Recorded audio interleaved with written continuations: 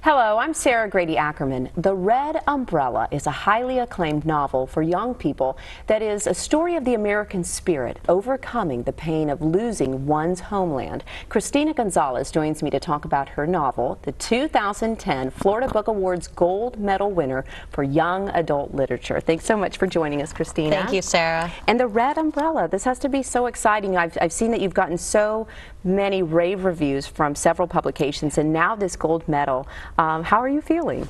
Oh, I'm thrilled, excited. It's been such a wonderful journey. It's my debut novel, and Wow. just everything that's been associated with it has just been overwhelming and just a dream come true.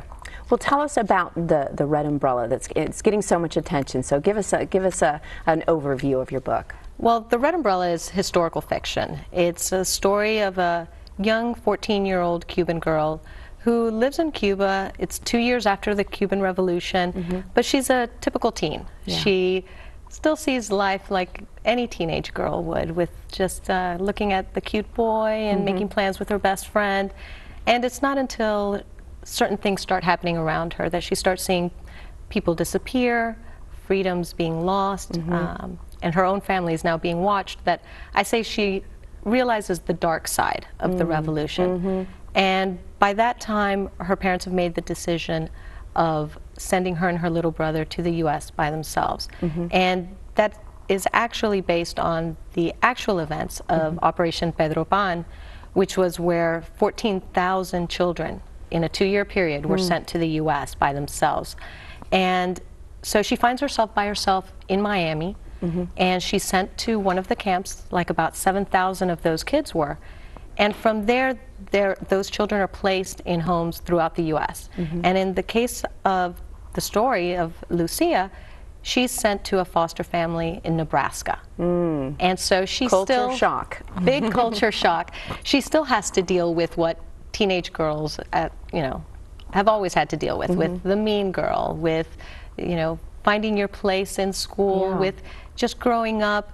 But this time there's that overarching anxiety of not knowing if she'll ever go back home, if she'll see her parents again, what's going to happen to her family, and to her country. And so that's the journey the book takes you on. It's not only her journey, but it's also a microcosm of the journey of so many real kids during the time. Absolutely, and not to mention as you have mentioned, the historical perspective of everything. Considering your Cuban heritage, what does it mean to you to have this book finished and being so welcomed and honored? It's just it's such a deep honor, and really it's a privilege to be able to share this story of so many people. It was 14,000 kids coming to the U.S. It's a huge part of American history, not just Cuban history, but it's American history, because the American people welcomed these children and were taking them in. And it was when I started realizing my own children were growing up, and they weren't really aware of what, in this case, my parents had gone through. My parents were 2 of those kids, and there wasn't really anything written telling that story. And so the fact that I was the one who was able to bring that story out, that it's received such attention and now such a great honor, it's just a big privilege for me. And you really bring it to life, because you start each of the chapters with a news clipping. Yes. An actual news clipping. There is a headline on each chapter, and it actually correlates to the date in the book. So if it's June 5th in the story, there's a headline from June 5th. Wow. And all the headlines are real, so I had to do plenty of research for that. And it just gives the reader a perspective of what was really happening as you read along this fictional story. And what you said, you had to do a lot of research. I'm sure that you learned a lot. What do you hope that your readers, your young readers, what do you hope that they take away from this?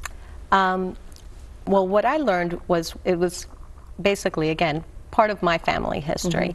But I always tell young readers that it's those stories that you hear at Thanksgiving. And it may be an immigrant story, it might be someone who fought valiantly in a war, or it could be grandmother who won blue ribbon for best apple pie. It's those stories we roll our eyes at Thanksgiving that our grandparents and parents always tell us.